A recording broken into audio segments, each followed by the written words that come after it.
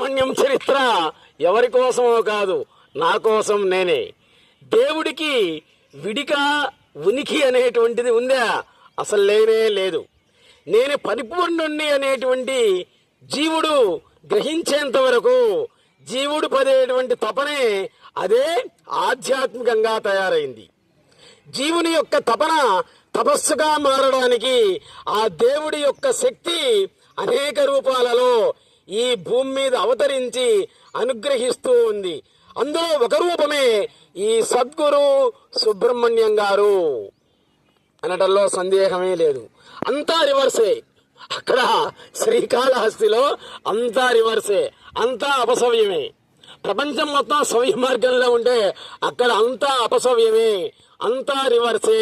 ఎలాగంటే చూడండి, మీరు ఏ దేవాలయం పోయినా, ఎక్కడికి పోయినా దేవతామూర్తులకి మీరు ఎటు ప్రదక్షిణ చేసేది సవ్య దిశలో ప్రదక్షిణలు చేస్తారు. కానీ శ్రీకాళహస్తిలో అపసవ్య దిశలో ప్రదక్షిణ. ముందు దేవుణ్ణి చూసిన తర్వాత భక్తుడిని చూస్తారు, రాముడిని చూసిన తర్వాత హనుమంతుడిని చూస్తారు. కానీ శ్రీకాళహస్తిలో ముందు భక్త కన్నప్పని చూసి ప్రదక్షిణ చేసిన తరువాతనే అక్కడ కాళహస్తీశ్వరుణ్ణి జ్ఞానప్రసవనామనం చూస్తారు. ఇది అపసవ్యమే. అక్కడ ప్రదక్షిణలే అపసవ్య దిశలో ఉంటాయి ఎప్పుడు కూడా. సాధారణంగా దేవుడు ఎక్కడ ఉంటాడు? పైన ఉంటాడు, భక్తుడు కింద ఉంటాడు. ఇక్కడ భక్తుడు పైన, దేవుడి కింద, కన్నప్ప పైన, ఆయన కింద శివుడు. ఇది కూడా అపసవ్య దిశే. దక్షిణ దేశంలో నదులన్నీ కూడా ఏ వైపుకు ప్రవహించేది? తూర్పు వైపుకు. చూడండి, దక్షిణ దేశంలో నదులు అన్నీ కూడా తూర్పు వైపుకే ప్రవహిస్తూ ఉంటాయి. కానీ ఒక శ్రీకాళహస్తిలో స్వర్ణముఖి నది అది మాత్రం ఉత్తర దిక్కు ప్రవహిస్తూ ఉంటుంది. ఇది ఒక పెద్ద అపసవ్యం. అసలు కాళహస్తి అంటేనే ఒక పెద్ద అపసవ్యం అన్నమాట. అది మిగతా సత్సంగాలలో చూడండి, గురువుకి శిష్యులు సేవ చేస్తూ ఉంటారు. ఇక్కడ అట్లా కాదు, గురువే శిష్యులకి సేవ చేస్తూ ఉంటాడు. వాళ్ళు వచ్చేలోపే చేపలు పరిచి ఆ ఫ్లాస్క్ నిండా టీలు కాఫీలు పెట్టి, ఇంతటి పెద్ద పెద్ద డబ్బాలు, బిస్కెట్ డబ్బాలు పెట్టి వాళ్ళ కోసం ఈయన ఎదురు చూస్తూ ఉంటారనమాట శ్రీకాళహస్తిలో. ఇది ఒక అపసవ్యం. నీళ్ల చెంబులు పెడుతూ ఉంటాడు. బజ్జీలు తినడానికి మళ్ళీ వాళ్ళ కోసం బోండాలు, ఇవన్నీ కూడా గుట్టలు పెడుతూ ఉంటాడు అనమాట. ఎవరు? గురువు శిష్యుల కోసం చూస్తూ ఉంటారు. కాబట్టి అదే అంటారు సుబ్రహ్మణ్యం గారు, శిష్యుల రూపంలో దేవుడే నన్ను కింద కూర్చోబెట్టాడు అని అంటాడు ఆయన. కాబట్టి గురువులు కిందనే కూర్చొని ఉంటారు ఇక్కడ అంటారు తన్మయత్వంతో సద్గురువు సుబ్రహ్మణ్యం గారు. కానీ భగవంతుడు నన్ను గురుస్థానంలో కూర్చోబెట్టాడు, అది భగవద్యిచ్ఛ, అంతేగాని ఏమీ లేదు. ఒకసారి గురువు గారు 12 నోట్ బుక్కులు తెప్పించాడు. చూడండి విచిత్రం, 12 చిన్న నోట్ పుస్తకాలు తెప్పించారు. అందులో ఏం రాశారు? ఓం సద్గురు, శ్రీ సద్గురు, శివ సద్గురు, జయ సద్గురు అనే మంత్రాన్ని రాసి ఆ సమయానికి ఉన్నటువంటి 12 మంది శిష్యులకి వాటిని ఇచ్చారు. ఆ నోట్బుక్ మొత్తం కూడా ఆ మంత్రాన్ని రాసి తీసుకురమ్మన్నారు. 10 రోజులలో తీసుకొచ్చి ఇచ్చారు. 12 మంది శిష్యులకి ఇక్కడ ఒక్క గురువు ఉండటం గొప్ప, లేకపోతే ఒక్కొక్కడికి 12 మంది గురువులు ఉండటం గొప్ప అని అడిగారు. ఇంతే, అందరూ మూసుకున్నారు, మౌనంగా ఉన్నారన్నమాట. నో ఆన్సర్, దాని సమాధానం ఏం లేదు. అంటే ఏంటి? ఒక్కొక్కడికి ఒక్కడే గురువు ఉన్నాడు. కానీ 12 మందికి కూడా ఇప్పుడేంటి 12 మంది గురువులు ఉన్నట్లే. అంటే వాళ్ళు రాసిన పుస్తకాలే వాళ్ళ గురువులు అవుతాయి అని చెప్పి ఆయనలో ఆయనే సంతోషించాడు ఆయన. ఒకసారి గురువులతో పాటు ఆయన కూడా వాళ్ళ పక్కనే కింద కూర్చుంటాడు అనమాట. కొత్త ఆధ్యాత్మిక విషయం ఏమైనా చెప్పినప్పుడు గురువు గారు బాగా చెప్పారు అని, కానీ నేనేమంటాడు తెలుసా? చెప్పానా? నేను ఎప్పుడు చెప్పాను అంటాడు. భలే బాగుంది అంటాడు అనమాట. మీరు చెప్పేది బాగుంది అంటాడు ఆయన చెప్పి.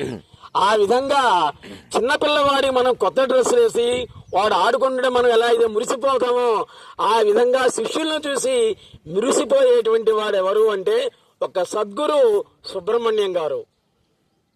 కేవలం ఇలాంటి బాహ్య విషయాల్లో మాత్రమే కాదు, తత్వం బోధించేటువంటి తాత్విక విషయాల్లో కూడా పూర్తి రివర్స్ లోనే ఉంటుంది గురువు గారి యొక్క పోలిక. చూడండి, ఒకడు అడిగాడు, నేను దైవాన్ని పొందాలి గురువు గారు అని అడిగాడు. వాడు దైవం కావాలట. ఆ దైవం కాదు, దయ్యం కాదు. వాడు దైవం కాడు, దయ్యం అంటే కాడు. అంటే ఏమన్నాడు? ఒక తెక్క కూడా పొందబడేదంతా కూడా దైవమే, ఇంకా నువ్వు దాన్ని సపరేట్ గా పొందేది ఏముంది అని అడిగాడు. ఇక్కడ కూడా అంతా రివర్సే చూడండి.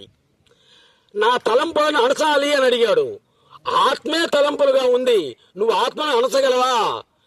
దాన్ని నిప్పు కాల్ చేయలేదు, ఏది ఖడ్గం కూడా దాన్ని నరికేయలేదు, ఇంకా నువ్వేం చేయగలవురా దాన్ని అని అడిగాడు. దైవానుభవాన్ని పొందాలి అని అడిగాడు. ఏ అనుభవం లేకపోవటమే దైవానుభవం. నీకు ఏదో ఒక అనుభవం ఉంటే అది దైవానుభవం కాదు. అసలు ఏ అనుభవం ఉండకూడదు, శూన్యంగా ఉండాలి. అదే దైవానుభవం అనేటువంటిది ఉంటుంది. నేను అన్నిటినీ త్యాగం చేయాలి గురువు గారు అన్నాడు ఒకడు. అన్నిటినీ త్యాగం చేయాలి అన్నాడు. ముందు అసలు నిన్ను నువ్వు త్యాగం చేసుకో, నీ త్యాగాన్ని త్యాగం చేయి, అన్నీ పోయినట్లే అని అన్నాడు. మాయా అనేటువంటి దాన్ని అంతం చేయాలి.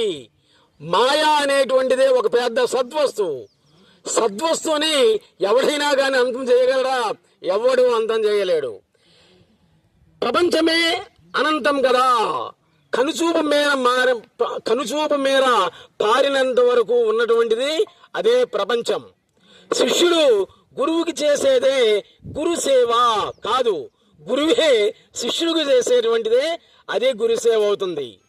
లేని దానిని అడగడమే ప్రార్థన అని అంటాం మనం. కాదు, ఉన్నదానిని అడగడం ప్రార్థన. నీకు ఆల్రెడీ ఉంది, అది ఉండి అనేటువంటి దాన్ని నువ్వు మర్చిపోయావు. దాన్ని అడగడం అనేటువంటిదే ప్రార్థన అనేటువంటిది అవుతుంది. ధర్మాన్ని నేను రక్షించాలి అన్నాడు ఒకడు. ధర్మాన్ని నేను రక్షించాలి అన్నాడు. హిందూ ధర్మాన్ని రక్షించాలి, క్రైస్తవ ధర్మాన్ని రక్షించాలి, మహమ్మదీయ ధర్మాన్ని రక్షించాలి అన్నాడు. అప్పుడు గురువురావుడు, వారి తిక్కలోడా, నిన్నే అది రక్షిస్తూ ఉంది, ఎప్పుడు కూడా నిన్నే ఆ ధర్మం రక్షిస్తూ ఉంది. కాబట్టి నువ్వు ఇక్కడికి వచ్చావు, మాట్లాడుతున్నావు. ఇంకా నువ్వు దాన్ని రక్షించాల్సిన అవసరం లేనే లేదు. జ్ఞానం అంటే తెలుసుకోవటమే కదా, కాదు అసలు ఏమీ తెలియకపోవడం అనేటువంటిదే మహాజ్ఞానం అనేటువంటిది ఉంది. నాకంతా తెలుసు అంటే నిన్ను బతకనివ్వరు జనాలు. డౌట్లన్నీ అడుగుతారమ్మా. నాకేం తెలియదంటే నీ జోలు ఎవ్వడూ రాడు. నిద్ర అనేటువంటిది ఒక పెద్ద అజ్ఞానం కదా. అంటే కానే కాదు, నిద్ర అనేటువంటిదే నీ స్వస్వరూపం. నేను సన్యాసాన్ని తీసుకోవాలి అన్నాడు శ్వేతాంబర యోగి ఒక ఆయన. ముందు నువ్వు ఇమ్మీడియట్లీగా కాళహస్తి టౌన్లోకి వెళ్ళి ఆ గుండు తీసుకొని రా ముందు, తర్వాత సన్యాసం తీసుకుంది కానీ అన్నాడు. వచ్చిన తర్వాత నీకు ఇన్ని గంటల వరకు పెళ్ళి అవుతుంది అని చెప్పాడు అనమాట. చూడండి, శాశ్వత సన్యాసం తీసుకోవాలి అనుకున్నవాడు కాస్త చివరికి 4-5 నెలలు పెళ్లి చేసుకొని నలుగురితో వచ్చాడు, భార్యా పిల్లలతో వచ్చాడు. ఇంకా పో సన్యాసం ఇచ్చినంపమని చెప్పాడు గురువు గారు.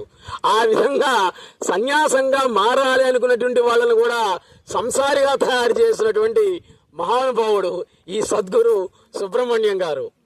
చిరంజీవి అంటే చావు లేనివాడు కదా అంటే కానే కాదు. అసలు చిరంజీవి అంటే ఏం చెప్తున్నాడు చూడండి, పుట్టికే లేనివాడు. పుట్టికే లేనటువంటి వాడే చిరంజీవి. వ్యక్తి యొక్క ఆయు ప్రమాణం 100 ఏళ్ళు కదా, శతాయుర్భవాన్ని దీవిస్తారు కదా. గుళ్ళల్లో మనం పోయిన